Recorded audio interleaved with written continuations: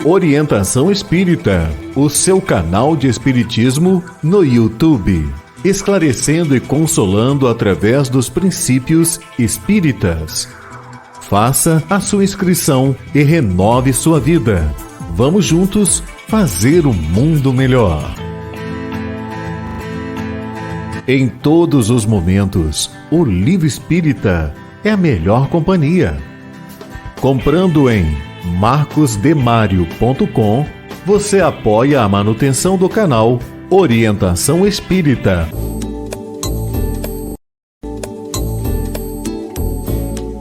No canal Orientação Espírita, você encontra variada programação, pensada e feita para você. Acompanhe os nossos programas no YouTube. Um olhar para o futuro na construção da Era do Espírito.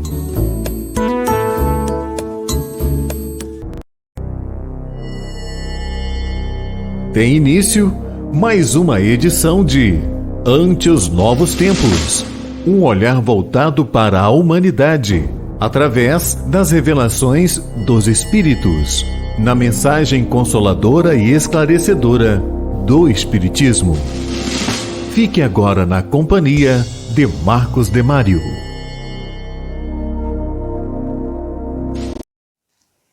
Olá, iniciamos mais uma edição de Ante os Novos Tempos, o programa espírita que esclarece as suas dúvidas, que traz a doutrina espírita e sua aplicação nos mais diversos ramos do conhecimento humano. Nós trabalhamos aqui no programa sempre com aquela visão da Era do Espírito. Hoje nós teremos as perguntas e respostas, também teremos Orson Carrara entrevistando o psicólogo Nelson Tavares sobre psicologia transpessoal. Na poesia espírita, vamos ter dois poetas que comparecem através do médium Chico Xavier, Amaral Ornelas e Belmiro Braga. Vamos também saber sobre projeto de vida e no final nós temos uma conversa sobre o Evangelho e sua história. Tudo isso começando agora em Ante os Novos Tempos. Perguntando e aprendendo. Perguntando e aprendendo traz 5 participações dos nossos telespectadores e estamos aqui esperando a sua participação. Veja aí na tela que você pode enviar sua pergunta através do Telegram, do WhatsApp, por e-mail ou através de mensagem no canal Orientação Espírita no YouTube. Então, faça logo a sua participação. E nós iniciamos o Perguntando e Aprendendo com uma pergunta que vem de São Paulo, capital, feita pela Augusta Melchior. Ela pergunta: é possível, aqui na Terra, mesmo diante de tantos problemas sociais, ter plena felicidade? Bem, nosso planeta é um mundo de expiações e provas, onde praticamente a totalidade dos seres humanos são espíritos inferiores reencarnados. E é claro que nós estamos nos colocando nesse grupo também. Diante dessas duas informações, o bom senso nos diz que não é possível aqui no nosso mundo encontrar a plena felicidade, porque nós temos provas e expiações pelas quais ainda precisamos passar, face aos aprendizados que precisamos realizar, as reparações que precisamos fazer em relação a coisas que ficaram das nossas existências passadas. O que podemos aqui na Terra é ter uma felicidade relativa e com fé, crença em Deus, seguindo os ensinos do Evangelho, nós mantermos uma alegria, mantermos a chama da esperança, mesmo diante da dor e do sofrimento. Mas a felicidade plena não nos pertence. ela pertence àqueles espíritos que já atingiram, espiritualmente falando, uma superioridade moral da qual ainda estamos muito longe de conquistar. Mas estamos a caminho, porque é a lei do progresso, essa é uma lei divina. Então, que nos mantenhamos aqui na Terra, sempre com a fé ardente, praticando bem, a caridade, sabedores que nunca somos abandonados por Deus, muito pelo contrário, todos nós estamos sendo sempre bem orientados, protegidos pelos espíritos que nos amam, enfim, que aqui na Terra é possível realizar muitos aprendizados, é possível encarar a vida humana sempre de um ponto de vista superior, mas cientes de que nunca teremos uma felicidade completa, plena, exuberante, porque isso ainda não pertence à humanidade terrena. Mas vamos construindo isso, sempre através do amor, do bem, da caridade, e não esquecendo que acima desta existência humana existe uma vida espiritual e que nós somos espíritos imortais presentemente reencarnados. E é semeando o bem que vamos construindo a paz na humanidade e gerando cada vez mais felicidade. Bem, vamos passar agora a palavra ao Celso Rader, que é lá de Florianópolis, Santa Catarina. E ele pergunta: qual é a importância da família para o espírito que vai reencarnar? Bem, a família, diante de vários estudos sociológicos e antropológicos já realizados, é a célula da sociedade humana. É o conjunto das famílias que forma a sociedade.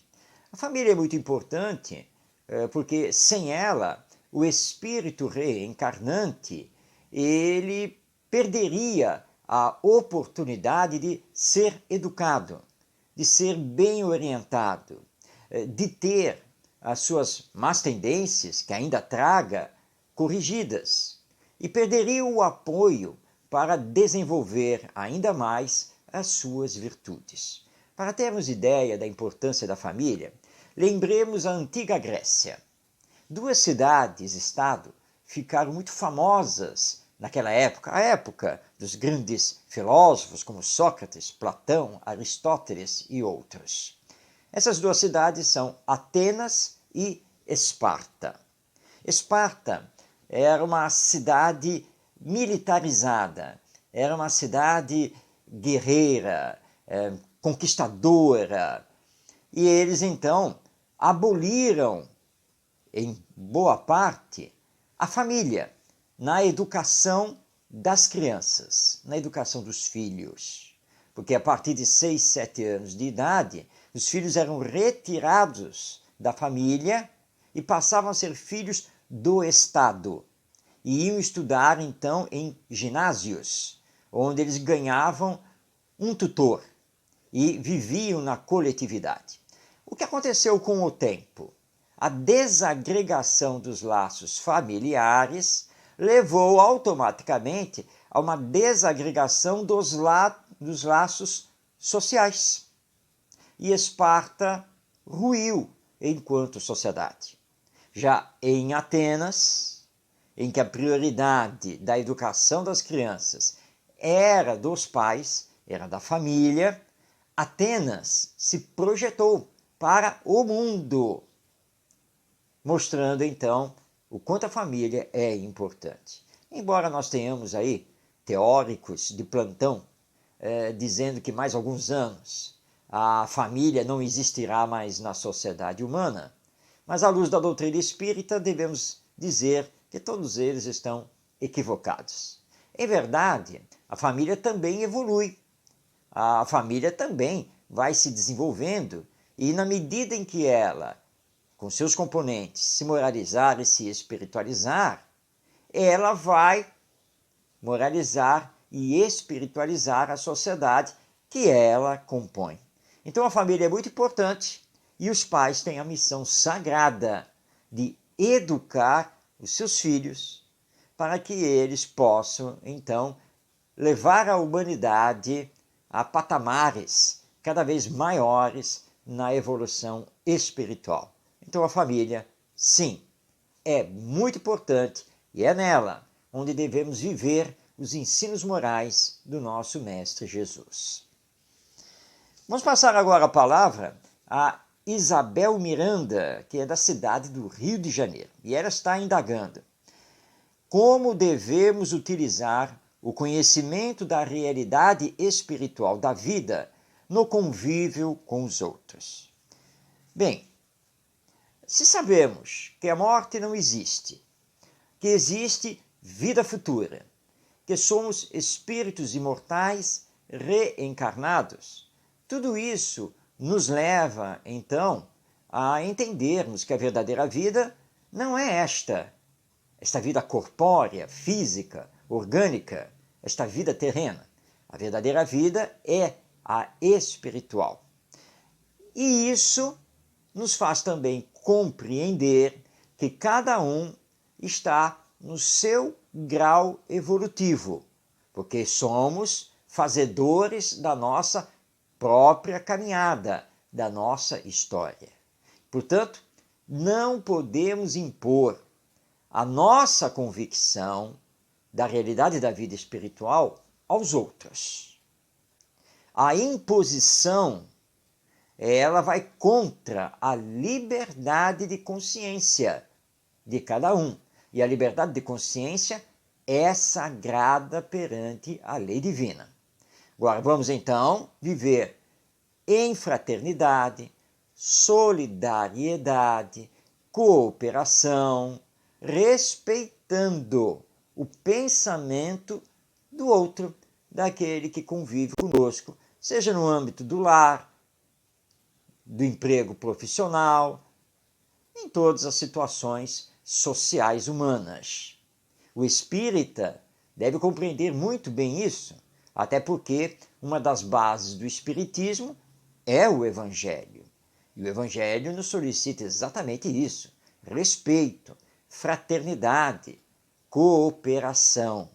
Agora, vamos viver, sim, de acordo com a nossa crença, que é a crença espírita, mas sem querer impor, sem querer fazer prosélitos em cima dos outros, mas a todos, respeitando com muito amor e com muita fraternidade. Agora vamos mostrar, pelos nossos exemplos, o desapego às coisas materiais, o trabalho íntimo e interior de se melhorar, porque esse é o dever da pessoa que acredita que é sim uma alma imortal e que a verdadeira vida é a vida espiritual. Bem, recebemos agora a pergunta da Denise Serra, que é de Belo Horizonte, Minas Gerais. Ela pergunta: é verdade que na programação reencarnatória já somos destinados a encontrar a pessoa que vai se unir conosco e formar a família? Bem, se assim fosse, nós teríamos um determinismo divino que cercearia o nosso livre-arbítrio. Mas isso não pode acontecer. É antagônico. Nós temos como determinismo a lei de evolução e chegarmos à perfeição, mas sempre com o uso do livre-arbítrio. De fato, existe o planejamento reencarnatório. Planejamento esse que é coordenado por espíritos superiores, que levam em consideração toda a nossa história reencarnatória, todas as nossas necessidades visando o futuro. E sempre que temos já uma consciência melhor, um melhor equilíbrio espiritual, nós somos chamados a participar também desse planejamento reencarnatório. mas que é feito em linhas gerais e não nos seus pormenores. Espíritos afinizados entre si e que já vêm juntos por algumas encarnações, podem sim planejar um reencontro na atual encarnação. Mas isso não quer dizer que fatalmente terão que se encontrar e terão que se unir para formar a família. Porque se houvesse essa fatalidade, esse determinismo, nós não teríamos como fazer escolhas. E, pelo contrário, nós temos a liberdade de escolher a nossa jornada e com quem vamos nos unir.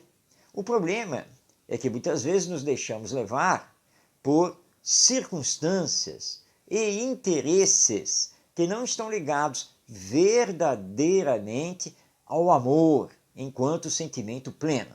Mas nós estamos em aprendizado nesse campo também.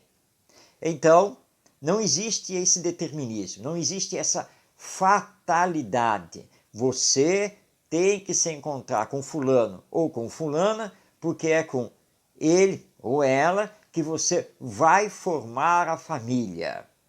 Nós temos liberdade para fazer essa escolha e para construir a nossa existência com outra pessoa aqui na Terra, na atual encarnação.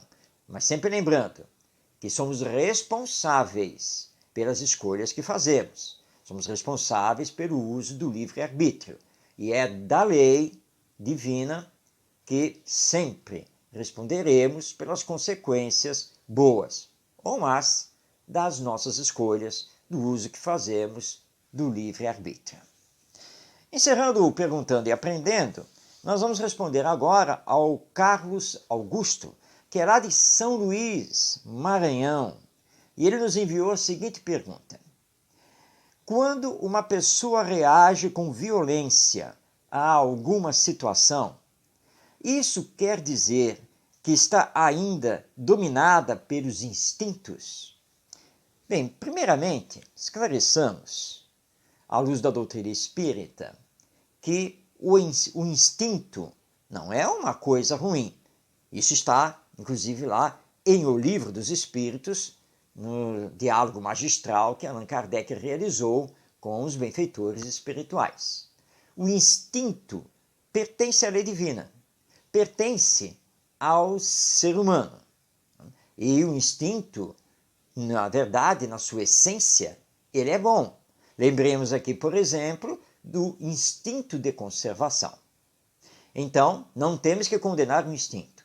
Mas na medida em que evoluímos, na medida em que progredimos intelectualmente e moralmente, nós vamos refinando, vamos desenvolvendo o instinto, que passa a ser paulatinamente coordenado pela inteligência, porque somos dotados de pensamento, de consciência, de livre-arbítrio.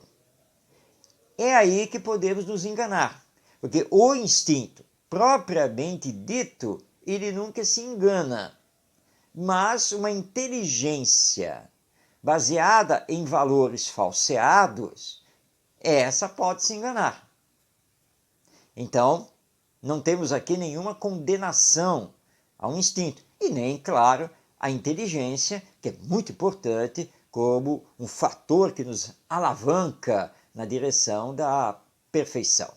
Agora, quando nos deixamos levar pura e simples pelo instinto, nós estamos mostrando que moralmente ainda estamos mais perto da criação divina, né, dos primórdios da nossa caminhada, do que para a perfeição. Na codificação espírita, as obras de Allan Kardec, nós aprendemos que o amor ao próximo é que diz o quanto estamos evoluídos. Então, quanto mais amor ao próximo tivermos, isso quer dizer que mais evoluídos espiritualmente estamos. Quanto mais dificuldade temos de amar o próximo, isso significa que menos evoluídos, menos adiantados espiritualmente nós estamos. Então, portanto, tudo é uma questão de desenvolvimento do senso moral. E é isso que nós precisamos fazer. A violência mostra que temos um desenvolvimento do senso moral ainda pequeno e que precisamos desenvolver-o mais ainda, porque estamos deixando que o egoísmo, o orgulho, a prepotência, a vaidade e assim por diante ainda nos dominem e nos levando então aos atos de violência que devem ser substituídos pelo amor, pelo bem e pela paz. Bem, chegamos ao final do Perguntando e Aprendendo, mas está aí na tela para que você possa participar dos canais de comunicação, para que você envie então a sua pergunta e faça parte aqui do nosso programa. Estamos aguardando. Não esqueça, não fique com dúvida, envie a sua pergunta. E agora, nós vamos passar a palavra a Orson Peter Carrara, o nosso entrevistador espírita, ao qual, aliás, agradecemos muito pela contribuição que está dando a todos nós com as suas entrevistas online. E desta vez é uma entrevista internacional que Orson Carrara está trazendo. Ele vai entrevistar o psicólogo Nelson Tavares, que é brasileiro, mas radicado em Portugal e que é um especialista em psicologia transpessoal, que a benfeitora espiritual Joana de Ângeles chama de psicologia profunda. Nós vamos, é claro, trazer apenas um trecho da entrevista e se você depois quiser conhecer com mais profundidade, nós vamos indicar o canal no YouTube para você ver todas as explicações do Nelson Tavares, esse nosso psicólogo e espírita. Vamos então passar à entrevista. Conversando sobre Espiritismo. Bem-vindo, Nelson. Muito obrigado pela sua disposição.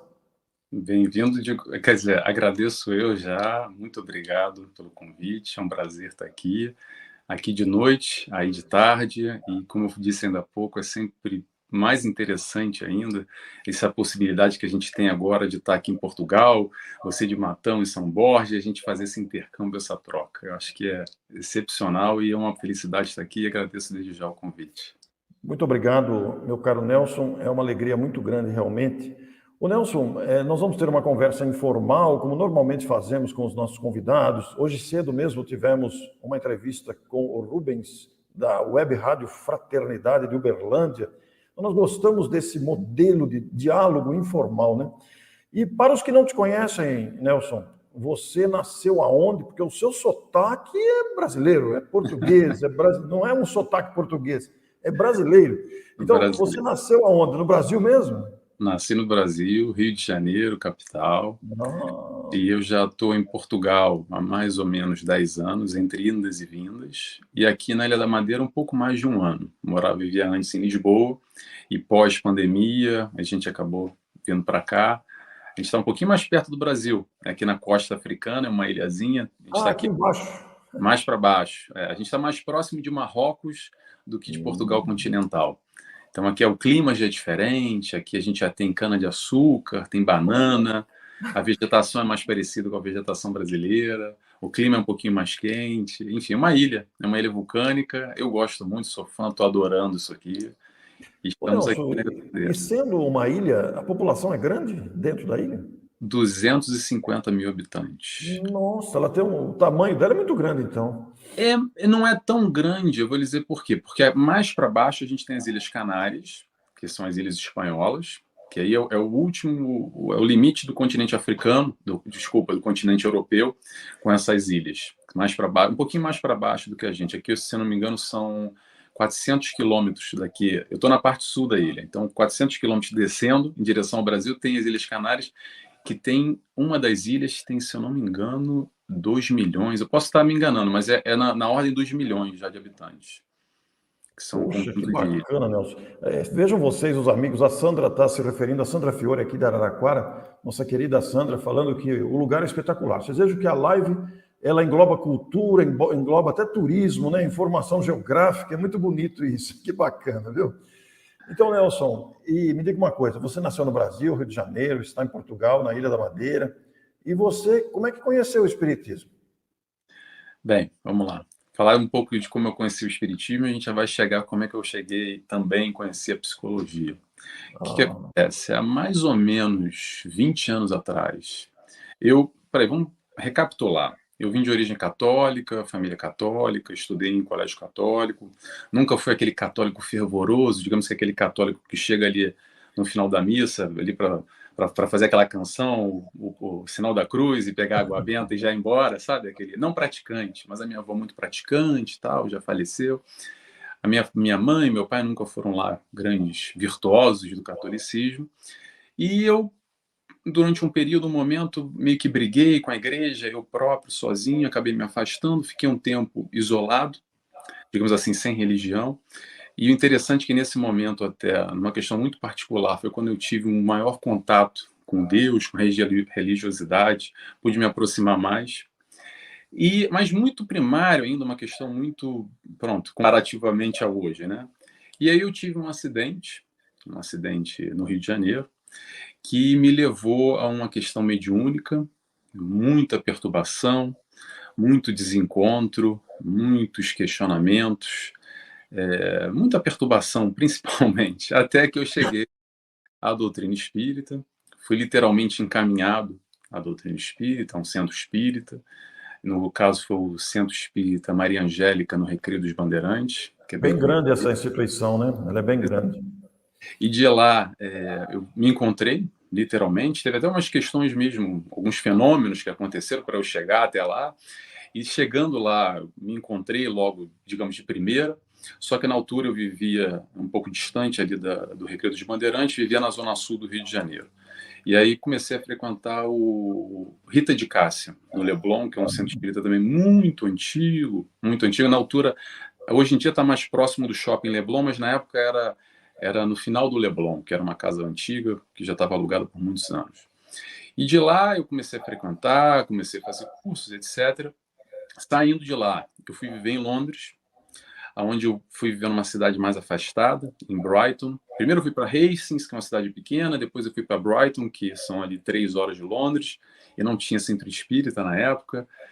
A gente tinha uma dificuldade, tinha que ir para na casa de uma das...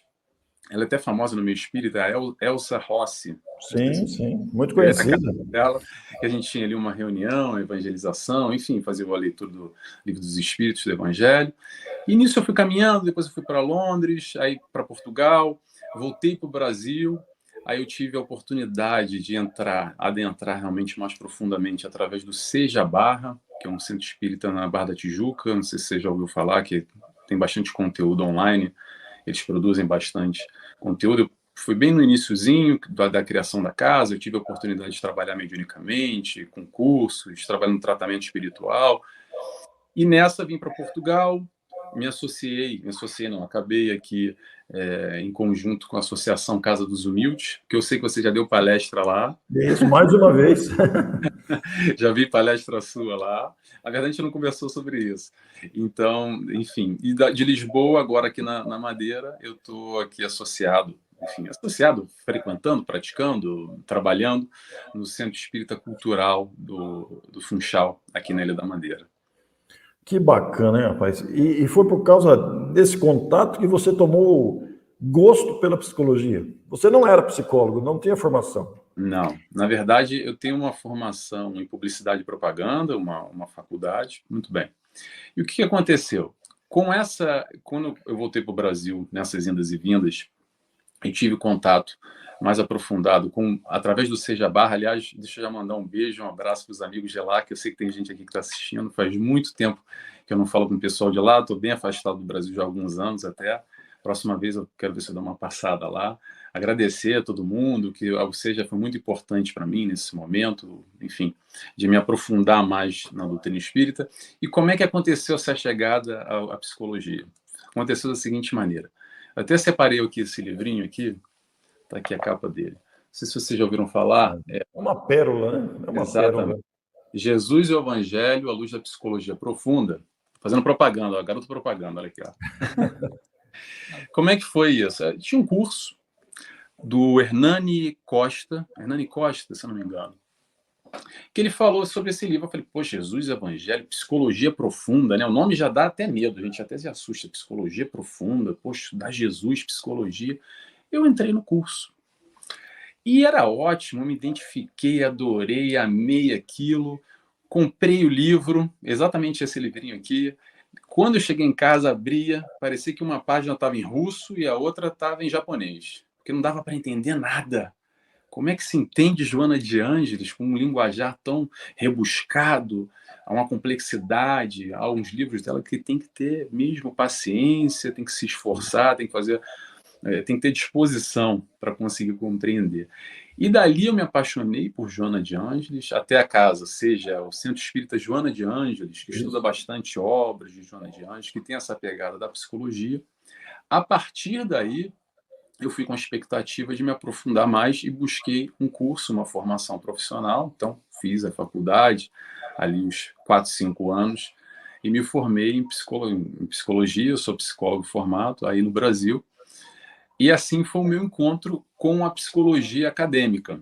Porém, há uma grande diferença, Orson. Agora aqui vamos puxar a sardinha para o nosso lado, do espiritismo, da doutrina espírita, e fazer um pouco de propaganda para Joana de Ângeles ou para Hamed e tantos outros espíritos que colaboram conosco com a doutrina espírita, trazendo toda essa profundidade que as faculdades, a academia não me trouxeram. Porque eu vou falar agora, exatamente. O que eu vou falar agora, desculpa se tem algum amigo, um colega de profissão aqui, um psicólogo, mas é uma opinião muito pessoal e cada um acho que tem direito de ter a sua. Eu consigo, Orson, pegar aqui 4, 5 livros de psicologia, de Joana de Ângeles, só Joana de Ângeles. E se for para pesar na balança, vai pesar mais do que 5 anos de faculdade. Não que não sejam necessários, eu não estou diminuindo a importância, mas por propriedade eu posso dizer que a profundidade que a doutrina espírita, através de espíritos como Joana de Ângeles, atinge, ainda está aquém na psicologia acadêmica tradicional, mas é claro que, não estou aqui para diminuir ninguém, todos esses pensadores, aqueles que difundiram ideologias, linhas diferentes da psicologia, têm seu contributo. E como Joana faz, com muita propriedade, ela pega elementos de diferentes psicólogos, unindo a psicologia espírita, digamos assim, e sempre com desfecho com Jesus, com a proposta de Jesus, para trazer o ensinamento. Então, é importante, sem dúvida nenhuma, a psicologia acadêmica tradicional, não quero diminuir, porém, Joana vai mais fundo. Para mim, eu não encontrei nada parecido até hoje. É por isso, então, Nelson, a expressão psicologia profunda, é por essa razão mesmo, considerando os conteúdos aí, que, conforme você está dizendo, ultrapassam a formação acadêmica em muito. O que acontece em geral, Orson, é o seguinte, quando você busca um curso de psicologia, é quase que, de novo, estou dando a minha opinião particular, tá? Eu sei que isso é muito discutido e muito vai muito de interpretação pessoal. É quase que uma pincelada geral e após o término, normalmente os alunos buscam uma especialização em uma área e vão trabalhar especificamente dentro daquelas áreas. Eu também tenho alguns cursos e algumas especializações, mas ainda assim, para mim, o grande diferencial, e aí que vem o nome da psicologia transpessoal, que claro que não é uma psicologia espírita, porém, de alguma forma, há uma correlação, e a gente pode falar um pouquinho mais à frente sobre isso. Eu ia chegar nisso, é o título da nossa conversa. Exatamente. Mas é o nível de profundidade que se atinge considerando, agora eu já vou começar a falar, considerando o nosso eu, não somente nessa personalidade, Nelson, o que a gente vê hoje, Orson, em Matão, aqui na Ilha da Madeira, com tantos anos, enfim, sexo masculino, todo esse complexo dessa construção, aonde a gente nasceu, constituição familiar, tudo isso que forma a nossa personalidade de hoje, quando a gente vai para a psicologia transpessoal, transpassa essa questão da personalidade do eu hoje e vai num eu mais profundo, num construto pós-encarnação, porque a gente traz a nossa mochilinha, né? A gente sabe disso. Então a gente já vem com tendências, com certas predisposições para algum tipo de manifestação positiva e negativa também. Então a gente traz já alguns complexos. É claro que a psicologia transpessoal não quer dizer que a gente vai sempre analisar o conflito, o sujeito, o indivíduo, buscando um problema na vida passada, na encarnação passada. Porque a questão é o seguinte, isso o pessoal faz muita confusão. Se o problema existe hoje, agora, com o Orson ou com o Nelson, é para a gente lidar com o conteúdo que está aqui hoje, aparecendo nesse momento, e não para ficar, não, mas foi lá no passado. Claro que a TVP, Terapia de Vidas Passadas, é um caminho, um auxílio, talvez, dependendo do caso, para se chegar à origem desse conflito, mas não necessariamente, ok? A psicologia transpessoal tem uma abertura, uma profundidade mais ampla nesse sentido, e não só. Agora, já que eu estou embalando, falando, eu vou atropelando. Vamos lá.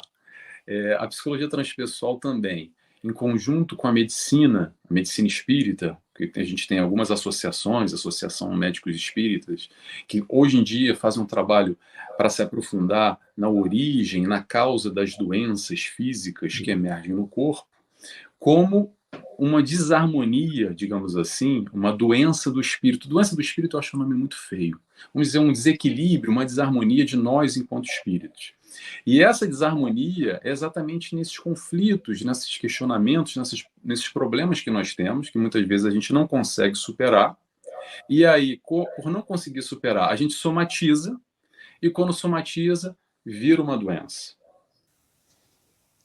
Bem, acabamos de ver um trecho da entrevista concedida pelo psicólogo e espírita Nelson Tavares a Orson Peter Carrara. Se você quiser se aprofundar, saber as demais explicações, você vai encontrar o vídeo completo dessa entrevista no YouTube, no canal Orson Peter Carrara. Então é só você acessar e você poderá ver a entrevista na íntegra, mas só pelo que pudermos ver nessa amostra, realmente o assunto é empolgante, porque a psicologia transpessoal tem ligações muito fortes com os princípios que formam o espiritismo e, claro, a existência da alma e as suas manifestações. Semana que vem teremos mais uma entrevista que o nosso Orson Peter Carrara vai nos trazer. Bem, agora vamos nos preparar para os poetas do além. O nosso querido médium Chico Xavier, ao longo de toda a sua carreira mediúnica, ele captou os poemas daqueles literatos que trabalharam no Brasil e em Portugal com a poesia. Eles voltaram, através do lápis mediúnico do Chico Xavier, para nos brindar, então, com novos poemas. Vamos, então, sem mais delongas, sem perdermos tempo, para a nossa poesia espírita. Poesia Espírita.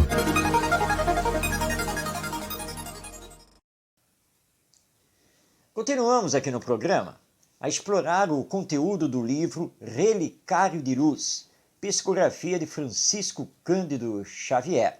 Lembrando que Relicário de Luz não é um livro dedicado apenas a poesias. Na verdade, reúne também contos, crônicas e dissertações dos espíritos, mas também muitas poesias. E hoje nós vamos trabalhar com dois poetas que retornaram através do Chico Xavier, Amaral Ornelas e Belmiro Braga. Os dois já participaram aqui do nosso programa, já temos os dados biográficos deles, então vale a pena nós nos dedicarmos realmente à mensagem, ao conteúdo das suas poesias que eles trouxeram através do nosso Francisco Cândido Xavier, mais conhecido por Chico Xavier.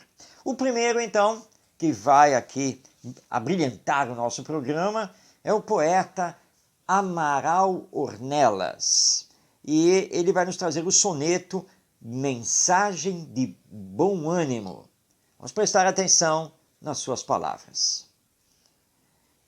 Enquanto o mundo hostil ruge e se desatina, no mal com que a si mesmo alanceia e atraiçoa, guarda contigo a paz risonha, amiga e boa, e avança com Jesus na jornada divina. Segue ostentando na alma a rútila coroa da humildade e do amor, na fé que te ilumina, e abrindo o coração, qual fonte cristalina, aprende, ajuda e crê, serve, luta e perdoa. Fita o mestre da cruz e segue-o monte acima. Recebe, jubiloso, a dor que te sublima e abraça na bondade a senda meritória. E, embora a tempestade em que a terra se agita, terás contigo mesmo a beleza infinita da suprema alegria em suprema vitória. Eis então o soneto Mensagem de Bom Ânimo, assinado por Amaral Ornelas, na psicografia de Chico Xavier. Mensagem belíssima, né? Nos mostrando que, apesar dos problemas da vida humana, nós precisamos prosseguir, seguir sempre em frente com Jesus. Muito bem, agora vamos trazer o segundo poeta, Belmiro Braga, que também foi jornalista, e ele vai nos trazer um poema diferente, porque, na verdade, Belmiro Braga reúne quadras, compondo uma única poesia.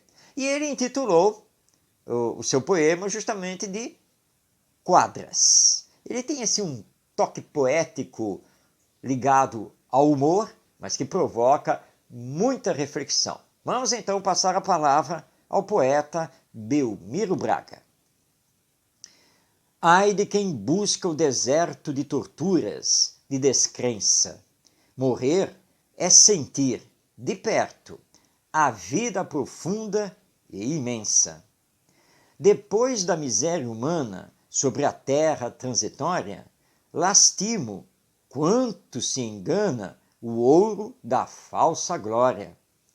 Dinheiro do mundo vão, mentiras da vaidade, não trazem ao coração a luz da felicidade.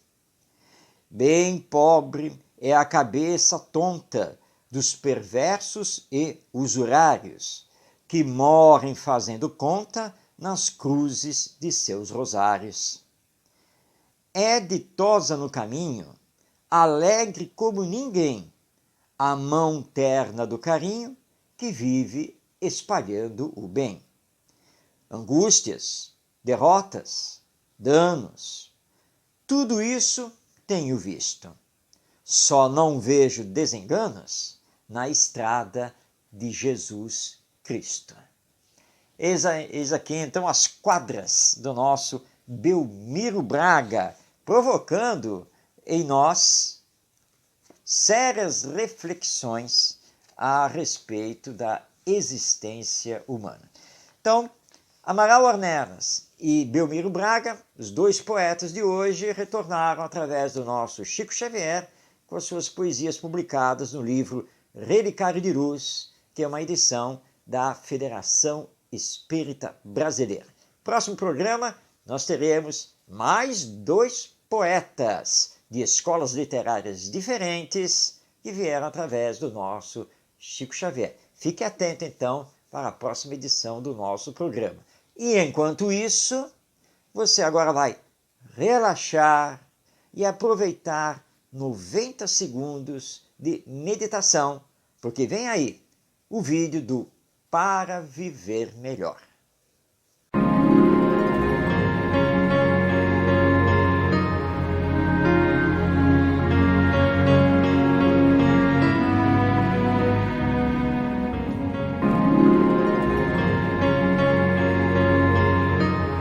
Perdoar é mostrar progresso espiritual, mas, mesmo sabendo disso, muitas pessoas dizem que é muito difícil perdoar alguém. Dizem que perdoam, mas não querem ver a outra. Houve um perdão só dos lábios, da boca para fora, e não do coração. E quando dizemos perdoar, mas ficamos felizes quando sabemos de algum mal ocorrido com a pessoa, quem guarda mágoa, rancor, ressentimento, desencarna muito mal e vai ter que enfrentar os desafetos na realidade espiritual, que podem estar acalentando desejo de vingança. Utilizemos de indulgência para com as imperfeições alheias e combatamos o orgulho que ainda habita dentro de nós. Fazendo isso, nossa vida terá mais paz, e essa paz também alcançará os outros, numa vivência mais harmoniosa e de acordo com os ensinos do Evangelho. Se você gostou desta mensagem, compartilhe.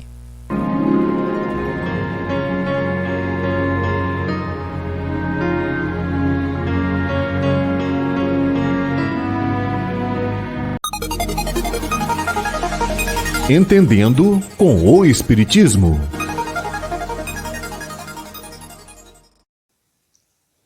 Hoje, no Entendendo com o Espiritismo, nós vamos conversar sobre a história do Evangelho.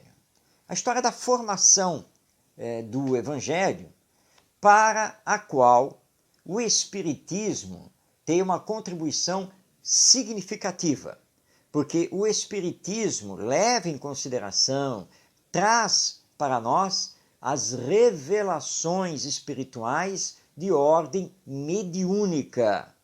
Aquilo que os historiadores não conseguem alcançar por falta de documentação, nós conseguimos alcançar, conseguimos ampliar com a revelação feita pelos Espíritos.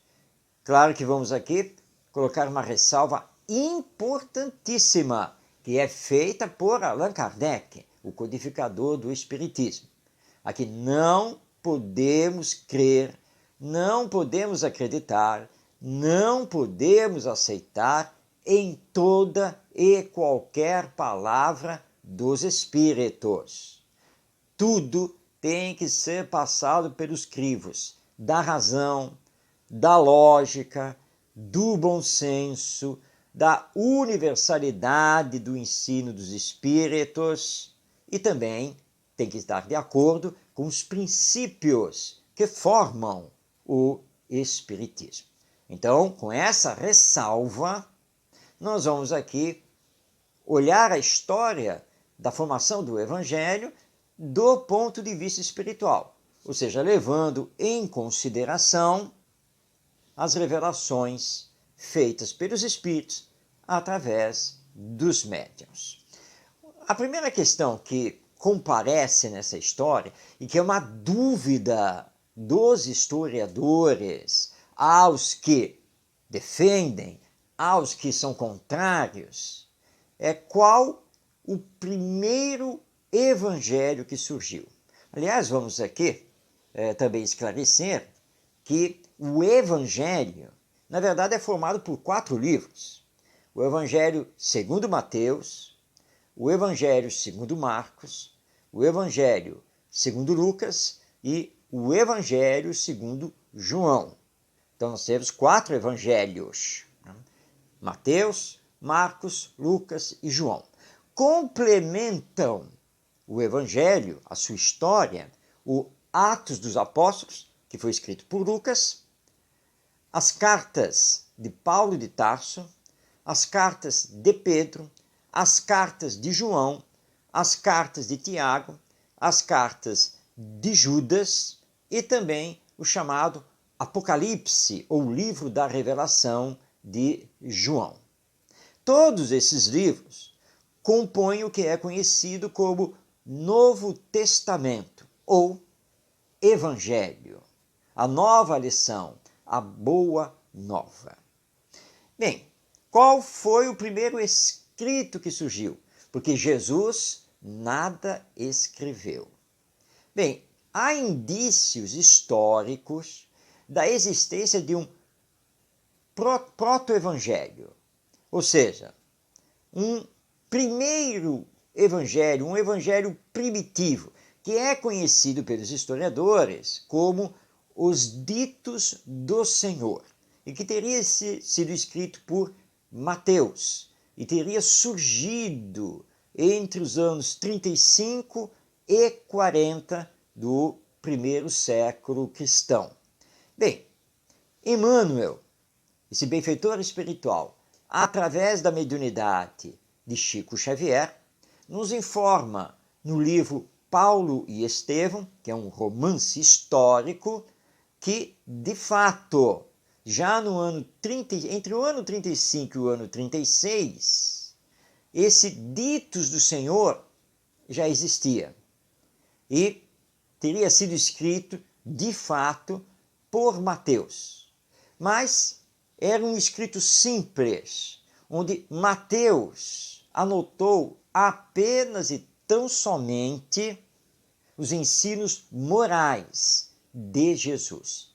E era esse escrito que era copiado e circulava através dos rolos de pergaminho. Saulo de Tarso, que vai se transformar no Paulo de Tarso, teria recebido uma cópia das mãos de Ananias na cidade de Damasco. Então, é o proto-evangelho, é o primeiro evangelho. Agora, o evangelho segundo Mateus, que conhecemos hoje e que faz parte do Novo Testamento, este teria surgido apenas e tão somente ali pelo ano 80 da era cristã. E talvez não tenha sido escrito de fato por Mateus, mas por discípulos dele. É possível que Mateus tenha, ao longo da sua vida, tenha ampliado aqueles ditos do Senhor, mas considera-se que, em verdade, terceiros teriam feito a compilação final e dado esse texto que hoje nós conhecemos. Então, dizem os historiadores que, na verdade, o primeiro evangelho, como nós conhecemos mesmo hoje, publicado aí no Novo Testamento, aceito por todos, teria sido não o de Mateus, mas sim o de Lucas ou o de Marcos, porque as pesquisas históricas indicam que eles são mais ou menos da mesma época. Lembrando que tanto Lucas quanto Marcos não foram discípulos diretos de Jesus. Lucas vai conhecer o cristianismo através de Paulo de Tarso, assim como Marcos, ou João Marcos, que era sobrinho de Barnabé e que vai também trabalhar muito junto a Paulo de Tarso. Apenas Mateus e João é que vivenciaram diretamente toda a história com Jesus. E sabe-se que o Evangelho segundo João, de fato, foi o último a ser escrito e publicado. Lucas usou como fontes Paulo de Tarso, mas também os discípulos, entrevistando-os, e inclusive Maria de Nazaré, a mãe de Jesus.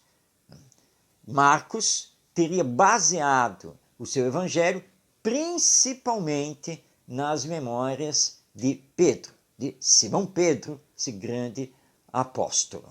E assim, então, nós temos essa história formada por esses apóstolos primeiros e que nos legaram então a vida, a obra, os ensinos do nosso Mestre Jesus. Na literatura espírita, nós temos livros muito importantes que esclarecem essa história.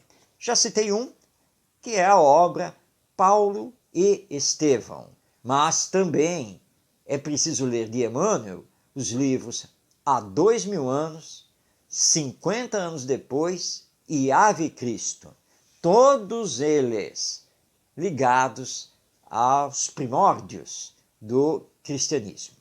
Temos também, através de Francisco Cândido Xavier, a obra Boa Nova, de Humberto de Campos, que é muito importante, assim como o livro A Caminho da Luz, de Emmanuel.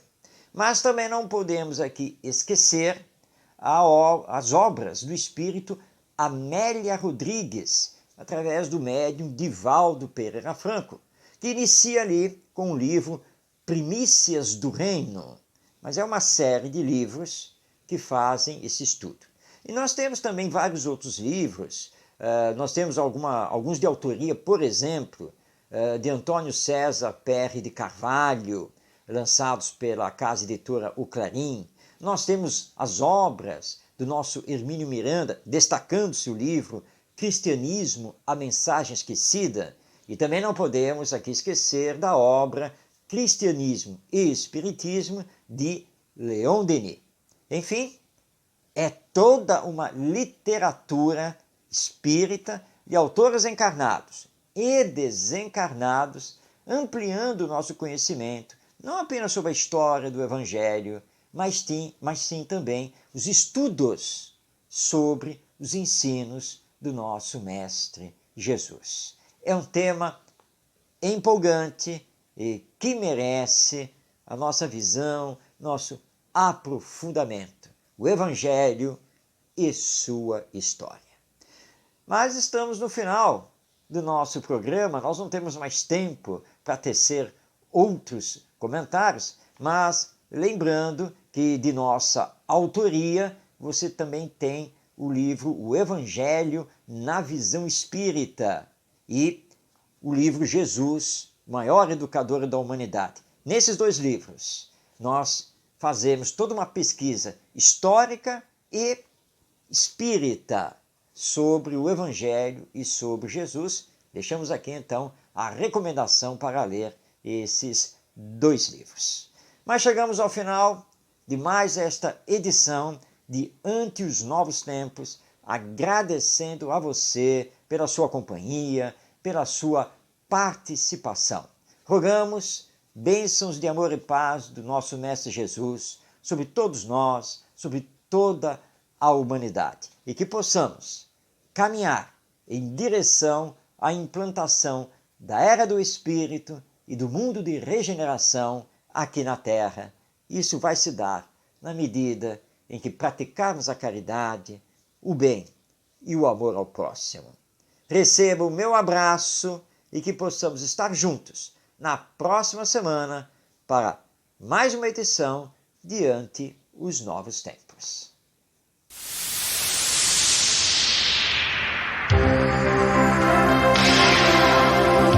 Um olhar voltado para o futuro da humanidade. As revelações dos Espíritos. A mensagem consoladora e esclarecedora do Espiritismo. Este é o programa Ante os Novos Tempos. Produção e apresentação, Marcos de Mário. Orientação Espírita, o seu canal de Espiritismo no YouTube. Esclarecendo e consolando através dos princípios espíritas. Faça a sua inscrição e renove sua vida. Vamos juntos fazer um mundo melhor.